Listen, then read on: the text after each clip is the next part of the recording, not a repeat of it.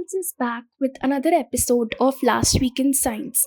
This week we have the social life of snakes, nuclear fusion is here to stay, and don't blame the fetus for that morning sickness. The social life of snakes. How many friends do you have? Two or three? So I'm not asking about the ones on Facebook or Instagram. It would definitely not be as high as 46. This is the maximum number of friends that garter snakes, which are found in US and Canada, can have. Researchers in Queen's University in Canada made this interesting finding while studying garter snakes that were being relocated due to some road construction work.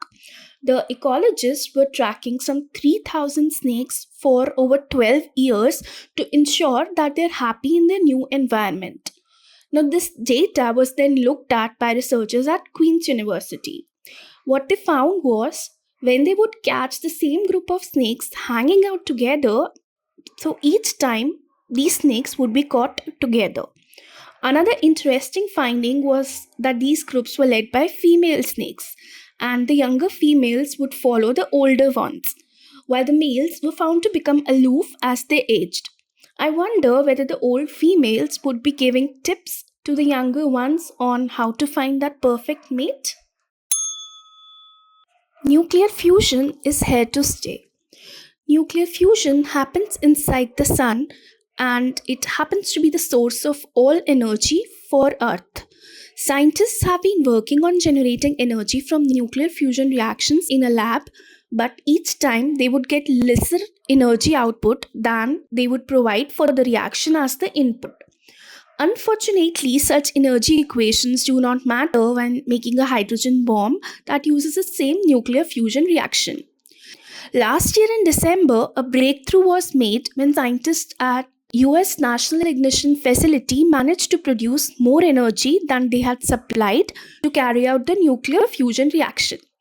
But in the world of science, you need to repeat any experiments to be certain that it wasn't a fluke.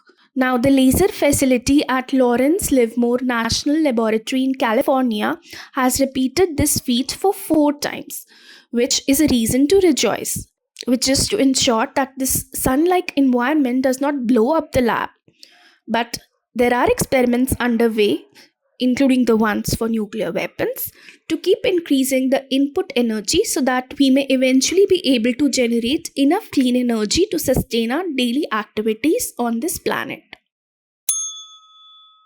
Don't blame the fetus for that morning sickness. Pregnancy comes with its own challenges, and nausea and vomiting is one of them. In some 0.3 to 3% of pregnancies, the frequency of vomiting is so high that the pregnant women need to be hospitalized, and it can often lead to either abortion or the death of the pregnant women. The cause for this condition, which is known as hyperemesis gravidarum or HG, hasn't been known for long. In the study carried out at the University of California, the researchers found that a specific gene, GDF15, the researchers found that there were 2 forms of this gene, GDF15. This GDF15, it produces a hormone that circulates in the blood. One of the forms, that is known as H202D, causes the non-pregnant women to have low levels of GDF15 in their blood. Now, the researchers also found that the GDF15 in the blood during pregnancy comes from the fetus.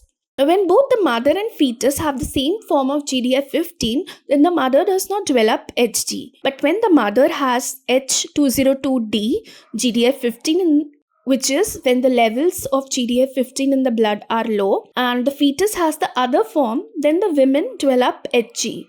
This will help in finding a cure for HG and also will support research for other diseases that occur during pregnancy.